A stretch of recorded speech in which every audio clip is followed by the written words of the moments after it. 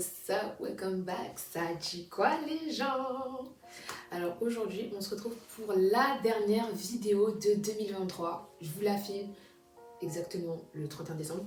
Et qui est là 11h03. 11h03 et je vous filme cette vidéo parce que, je sais pas, je voulais qu'il y ait un petit côté symbolique. Vous connaissez votre girl, toujours dans le drama. Mais bref, je voulais donner une petite note de fin à cette année. Et bon, je vais pas vous faire un récapitulatif de mon année parce que bon, on en a déjà assez vu, etc. Mais je voulais vous faire une petite vidéo qui vous permettra de bien débuter cette année 2024.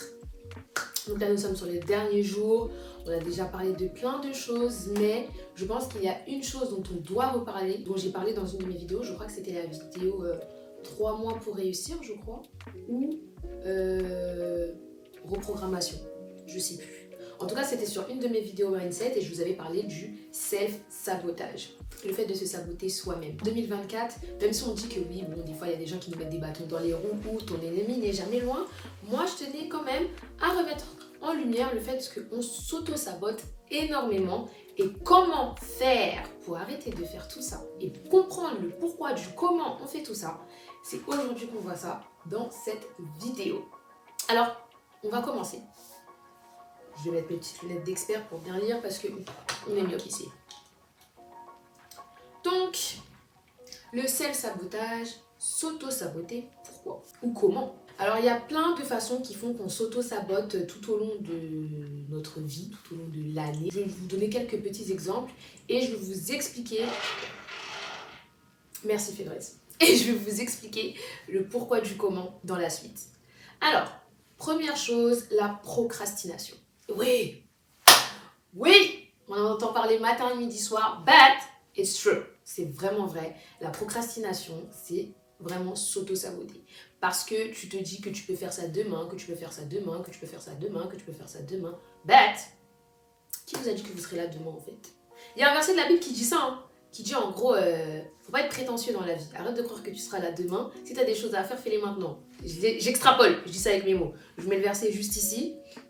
Il est important d'arrêter de remettre les choses à faire à demain. Si vous pouvez le faire maintenant, si vous avez le temps, même si vous avez la flemme, donnez-vous un petit coup de boost, mettez une musique, ou buvez un verre de jus d'orange, je sais pas, faites quelque chose qui va vous redonner de la pêche pour pouvoir faire cette chose-là. Parce que vraiment, à la fin de l'année, vous allez vous faire un récapitulatif de toutes les fois où vous aurez pu faire cette chose-là et que vous ne l'avez pas faite, et peut-être que jusqu'à aujourd'hui, vous n'avez toujours pas fait cette chose-là, vous voyez ou pas? Donc vraiment, arrêtez de remettre ce que vous devez faire à demain. Agissez quand vous le pouvez. Ça veut dire si vous pouvez maintenant, c'est maintenant.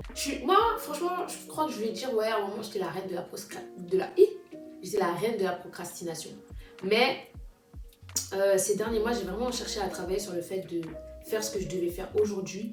Et si je le fais pas aujourd'hui et que je décide de le faire demain, genre vraiment, mettez-vous des deadlines. Genre deadline, demain, midi, pile, tout est fait. Vous voyez ou pas? Parce qu'en fait, j'ai remarqué aussi que quand on se donne un trop grand laps de temps pour faire quelque chose, admettons, je dois monter une vidéo. Si je me mets 2 jours pour monter cette vidéo, sachant que je peux peut-être la monter en quelques heures sur une journée, ben je vais laisser traîner le truc et faire d'autres choses et machin. Et après je me dis, oh vas-y c'est bon, de toute façon j'ai jusqu'à demain, je laisse et je fais autre chose. Et là voilà, catastrophe. Au final, on a étalé le truc, la vidéo on l'a même pas finie, etc. Donc non, vraiment... Mettez-vous des deadlines et faites tout pour les respecter. S'il y a des imprévus, soyez indulgents avec vous, c'est pas de votre faute. Voilà, faut comprendre que des fois dans la vie, tout se passe pas comme on l'a prévu. Donc s'il y a des imprévus, bah, vous voyez en fonction d'eux, mais faites en sorte de ne pas dépasser un trop grand laps de temps pour éviter que vraiment la tâche elle reste en arrière. Ok? Ensuite, il y a le manque de confiance en soi. Vraiment, le manque de confiance en soi, je crois, moi, c'est vraiment ce qui m'a saboté pendant des années et ce qui me sabote encore parfois parce qu'en fait on veut faire certaines choses, on veut accomplir certaines choses mais on ne se voit pas les accomplir. Et en tant que chrétien, si tu ne crois pas en quelque chose, ça ne se réalisera pas. Si tu pries pour quelque chose mais que tu ne crois même pas que tu peux l'accomplir, laisse tomber. Oh Seigneur, fais de moi la plus grande gymnaste de France. Et que tu dis, ouais, bon, déjà, bon, au niveau de gymnastique, c'est pas trop ça, mais il faut, voilà. Et que t'es en mode, tu te minimises, et ma belle, non, tu seras jamais la plus grande gymnaste de France, parce que pour avoir la fibre de la plus grande gymnaste de France, il faut déjà y croire que tu vas la devenir. Même si tu n'as pas encore le niveau, même si tu n'as pas encore le matériel, même si tu n'as pas encore les revenus ou quoi que ce soit, crois-y déjà encore. Tu vois, commence déjà à te façonner, etc. dans ta tête et tout. Dis-toi, ouais, je suis la plus grande gymnaste de France. Je n'ai pas encore le titre, mais ça arrive. Ça arrive. Vous voyez, dans le monde, on appellera ça manifestation, but ici, c'est Jésus. Dans la Bible, il est écrit, demandez et croyez que vous avez déjà reçu. Ou il y en a un autre qui dit, priez et croyez que vous avez déjà été exaucé. Je vous mettrai les versets. Troisième point que j'ai remarqué, c'est le manque de vision. On a un manque de vision incroyable. Mais je pense que ça va avec le manque de confiance en soi. C'est que, par exemple, je sais pas, on t'a donné un talent de chant et tu ne te vois pas être une grande chanteuse. Tu ne te vois pas faire des concerts. Tu ne te vois pas faire des tournées. Tu es pâtissier ou tu as un bon don dans la cuisine, mais tu ne te vois pas ouvrir ta propre pâtisserie. Pourquoi? Parce que tu n'as pas la vision.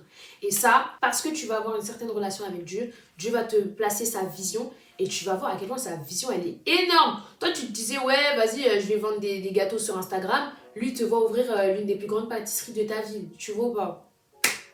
Élargissez votre vision. Voyez plus grand. Vraiment, arrêtez de voir tout petit, minimiser, tout. Non, voyez grand, voyez spectaculaire. Dieu ne fait pas les choses en vain. S'il vous met un don, c'est pour que à travers ce don qu'il a mis en vous, sa gloire puisse resplendir en vous, que le monde entier puisse voir que quand Dieu met une graine quelque part, c'est extraordinaire. Il y a la peur de l'échec. Oh là là là là. Non, en fait, j'ai dit que moi, mon plus grand truc, c'était le manque de confiance en moi. Ouais, mais je crois que ça va avec la peur de l'échec. Le plus gros truc que j'ai remarqué chez moi, c'est que j'avais tellement peur de ne pas réussir à faire quelque chose que je me disais, ouais, c'est bon, c'est mieux, je fais pas. C'est mieux, je fais pas parce que je pense pas que je vais y arriver, je pense pas que je vais réussir. Et il y a plein de choses comme ça que je n'ai pas faites ou que j'ai faites en retard parce que je pensais pas que je pouvais réussir en fait. J'avais tellement peur de pas réussir que je préférais ne pas le faire ou carrément, vous avez tellement peur de ne pas réussir que vous conditionnez votre cerveau que vous allez échouer et du coup vous échouez. Inconsciemment, vous allez faire les choses de sorte à échouer alors que si vous avez conditionné votre cerveau autrement, vous auriez pu le conditionner à la réussite. Oh, mais attendez, en parlant de la réussite. La masterclass. Peur de la réussite, peur de réussir, peur d'avoir de la reconnaissance pour ce qu'on fait, etc. etc. Oh, mais ça, c'était moi avec YouTube. Peur de la réussite. J'avais peur de réussir sur YouTube. Les gens me disent, mais t'as pas réussi encore. J'estime que j'ai commencé à réussir, ok? Ok, voilà. Et c'est pas fini, mais j'estime que c'est le début. J'avais tellement peur de réussir sur YouTube que je n'osais pas sortir des vidéos. Les amis, si vous savez le nombre de vidéos qu'il y a sur mon ordinateur, sur mon iPad, sur mes deux téléphones, je crois que je pourrais faire, 6 mois sans filmer de vidéos tellement j'ai plein de vidéos. Mais en fait, j'avais tellement peur que je n'osais pas faire. Vous voyez, quand on me disait, ouais, Gabi la youtubeuse. Non, je suis pas youtubeuse, moi. Je suis pas youtubeuse. Ma belle, tu fais des vidéos sur YouTube? Oui. Donc t'es youtubeuse. Ça s'arrête là. Arrêtez d'avoir peur de réussir, arrêtez d'avoir peur d'avoir de la reconnaissance. Si les gens vous disent que vous avez du talent, que vous êtes bon, que vous pouvez faire ci, que vous pouvez faire ça, n'ayez pas peur, vous pouvez le faire. Et Dieu n'a pas créé des petits, hein. Dieu n'a pas créé des petits. Et on est des enfants de Dieu, ça veut dire qu'on est né pour réussir. Il n'y a pas d'échec. Il n'y a pas de... It's not okay, ok? Il n'y a pas d'échec, il n'y a que de la réussite et il ne faut pas en avoir peur. Je sais qu'aussi à un moment, j'avais beaucoup peur de la réussite au niveau monétaire parce que j'avais peur que l'argent puisse me changer. Mais si tu consolides bien ta relation avec Dieu et que tout ce que tu entreprends, tout ce que tu fais, tu le fais avec Dieu, il n'y a pas de chance que ça te change, que ça te rende une mauvaise personne. À partir du moment où Dieu est au milieu, ça ne peut que être bon. Si tu sens que tu fais quelque chose et qu'il n'y a pas Dieu au milieu, oui, c'est sûr qu'à un moment, ça peut te monter à la tête, tu peux devenir orgueilleux, tu peux devenir arrogant, ou tu peux perdre la tête face à des très grosses sommes d'argent et du coup dépenser en faisant n'importe quoi, etc., etc. Mais si tu pries et que tu demandes à Dieu l'intelligence pour chaque chose que tu fais, le discernement pour chaque chose que tu fais, tu ne peux que réussir correctement, ok? Ok. Maintenant, les deux choses principales qu'il faut que tu t'auto-sabotes. Et là, je parle en tant que chrétienne. Je prends ma feuille. Manque de confiance en Dieu. Et oui. Et oui. Et oui. Dit comme ça paraît énorme. Quoi? Comment ça, tu fais pas confiance à... Je fais pas confiance à Dieu, c'est une dinguerie. C'est très grave. C'est très grave, mais on est beaucoup.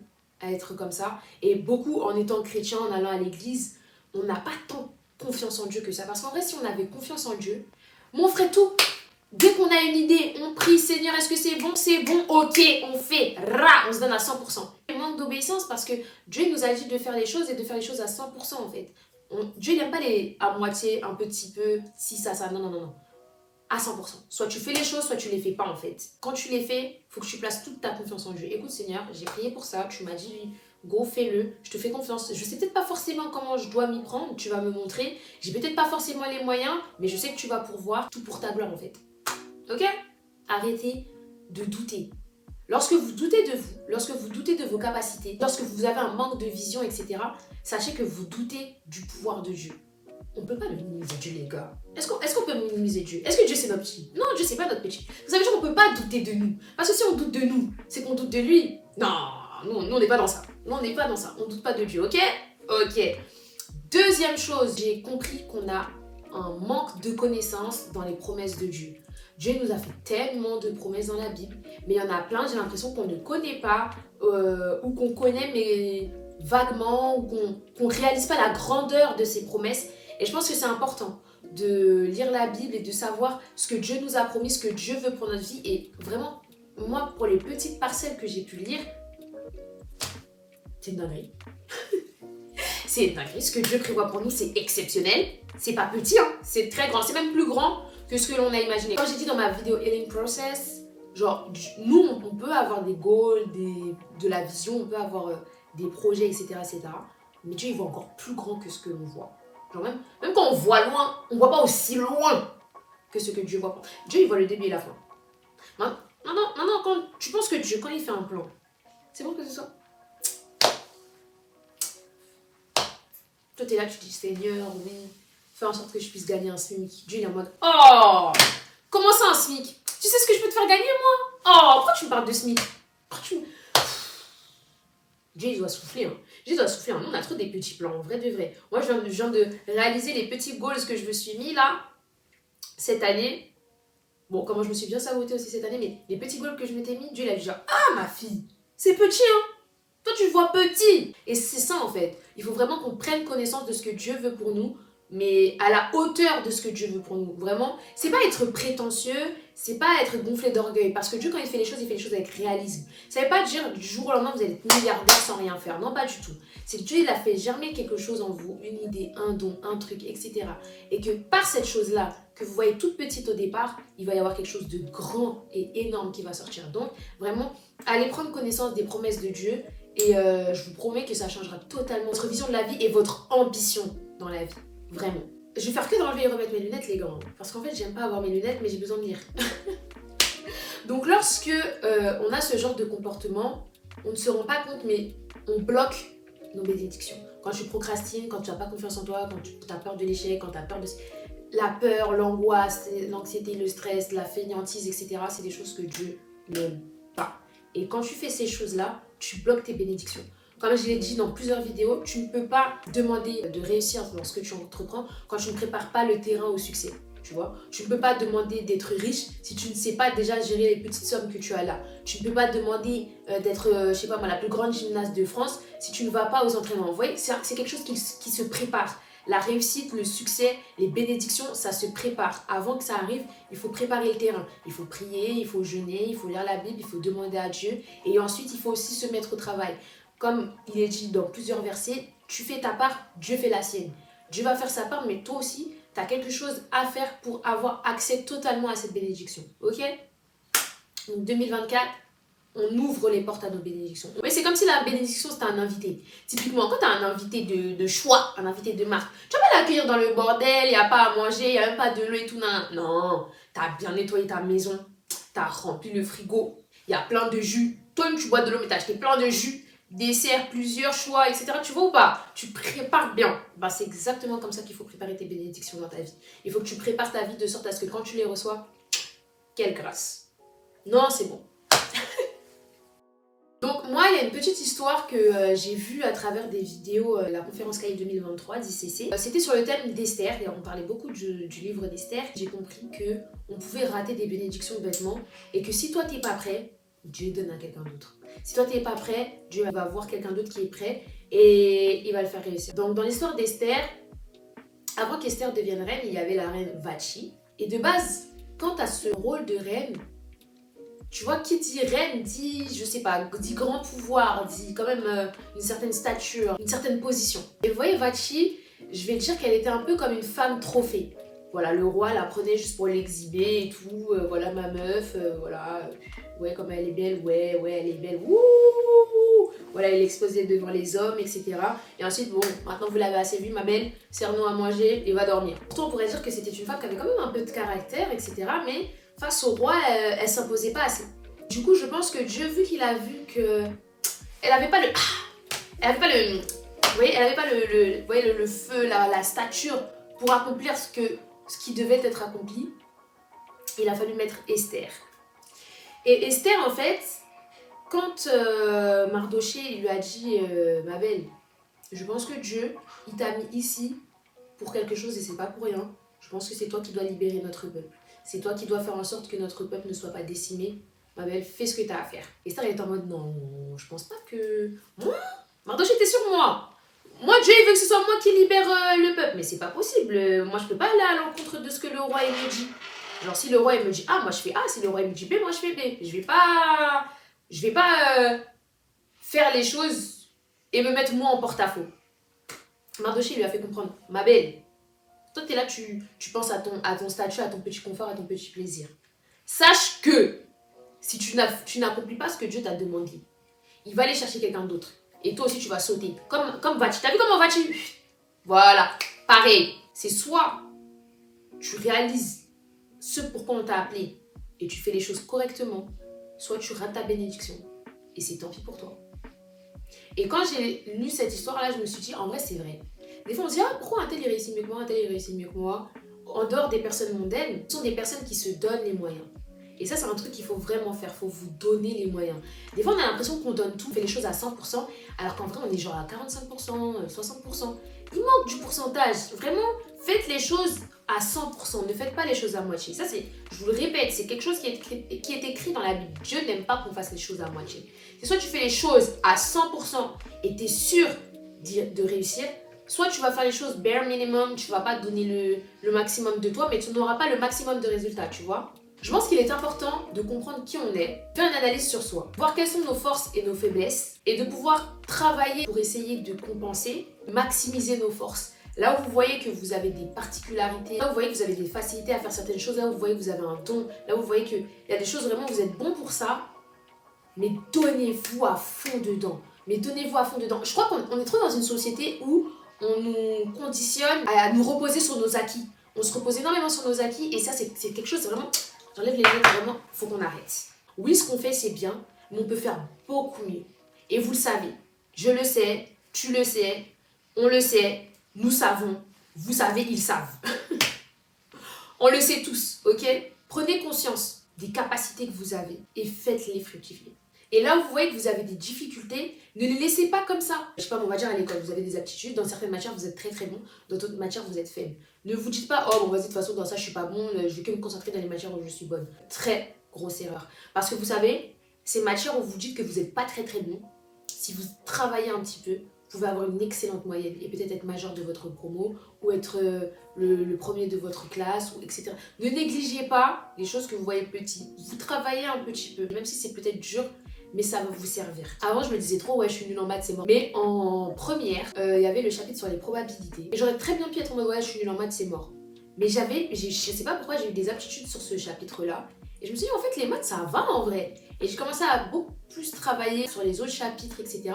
Et j'ai vu qu'en fait, j'étais pas si mauvaise que ça. C'est vrai qu'en fait, il y a des moments où, vas-y, les maths, j'ai du mal. Mais en fait, dès qu'il y a une certaine logique qui se rapproche de ma logique, j'arrive à mieux comprendre les maths. Bon, on va dire dès que ça parle d'argent, voilà, ça parle d'argent, la Gabi, elle comprend les maths.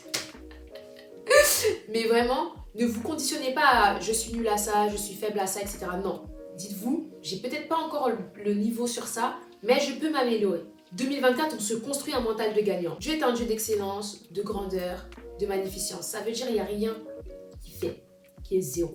Donc si tu as créé toi, qu'il a fait telle ou telle chose en toi, c'est pas que c'est zéro, c'est que ça a travaillé. Dieu, c'est un potier. Voilà, il aime façonner les choses. Au début, c'est vilain, et après, ça devient quelque chose de...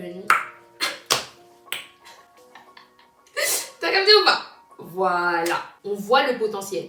Ce que Dieu met en nous, c'est du potentiel. Dieu ne met jamais un truc extraordinaire d'un coup. Ça peut arriver. Mais généralement, si tu lis la Bible, tu regardes souvent les histoires, c'est celui qu'on imaginait archi pas, celui qu'on voyait archi pas qui devient quelqu'un de grand. Une fois que tu perces le secret, tu captes que donc ce petit truc là, ouais, non, à travailler.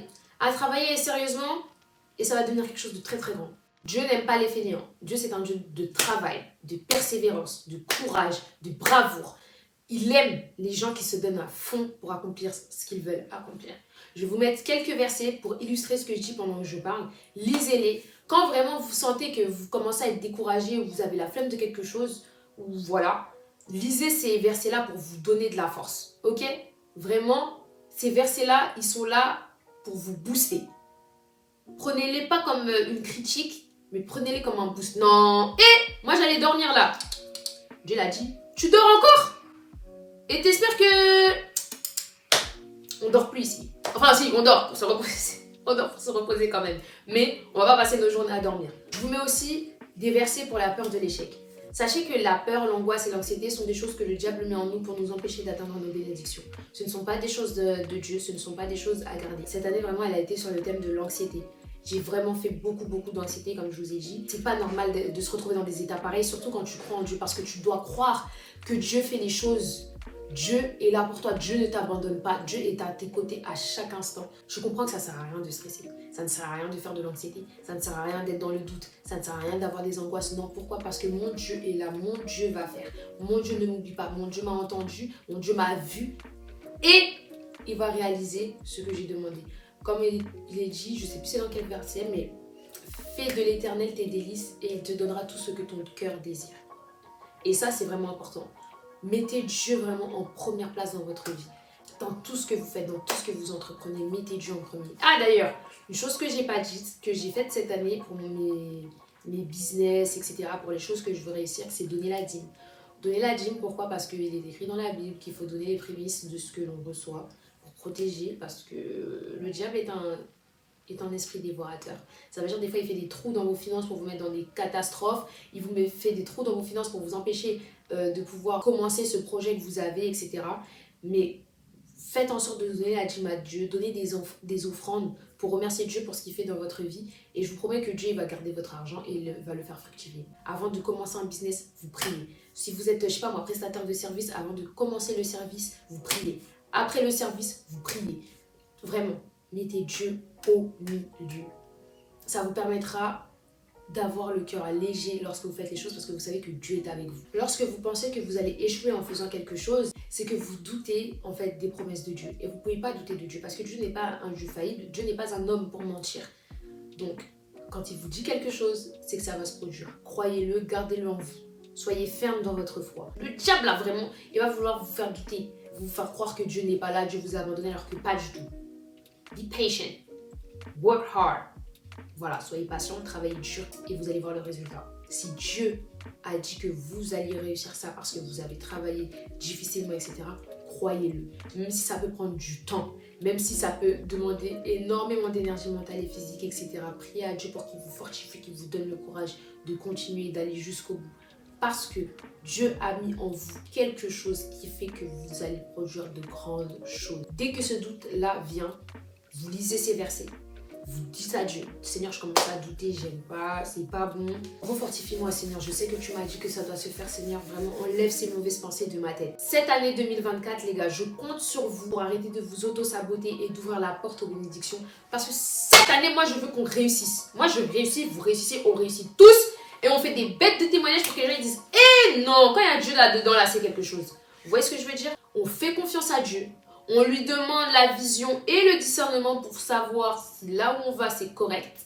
Et lorsqu'on a la confirmation, on déchire tout. J'espère que cette vidéo vous boostera un maximum pour votre année 2024. J'espère que ces versets vous accompagneront tout au long de cette année, ainsi que Dieu. N'oubliez pas, principal, c'est votre relation avec Dieu. Et à partir de là, découlera tout ce dont vous avez besoin. Je vous invite à liker cette vidéo, si elle vous a plu, à commenter si vous avez des petites choses à dire. On peut toujours échanger. Vous savez que moi, j'aime trop parler avec vous. À partager parce qu'on ne sait jamais. Il y a d'autres personnes qui ont besoin d'être boostées pour cette année 2024. Et abonnez-vous et appuyez sur la petite cloche de notification parce que comme je vous ai dit, I'm back. It's not a joke, ok? Je vous invite aussi à vous abonner à mes réseaux sociaux, TikTok et Instagram. Sur TikTok, je suis très présente, donc si vous avez besoin de petits boosts quotidiens, n'hésitez pas. Instagram, je fais de mon mieux, je vais essayer de revenir avec des réels et tout un petit peu différents de ce que je fais sur TikTok pour que vous n'ayez pas tout le temps le même contenu partout. Je vous fais de très gros bisous. Je vous dis à la prochaine pour la nouvelle vidéo. Kiss!